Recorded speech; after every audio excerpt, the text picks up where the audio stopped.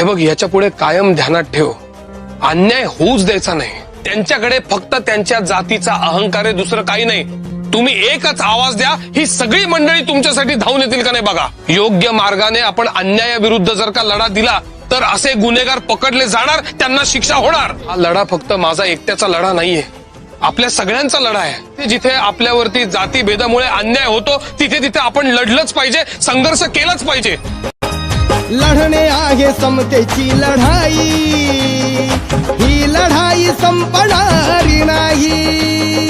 भीमाने या लढाईच्या पायी सारे जीवन खर्चिले या ठाई. तुम्ही आता उतरा या मैदानी, प्रत्येकाने बना स्वाभिमानी.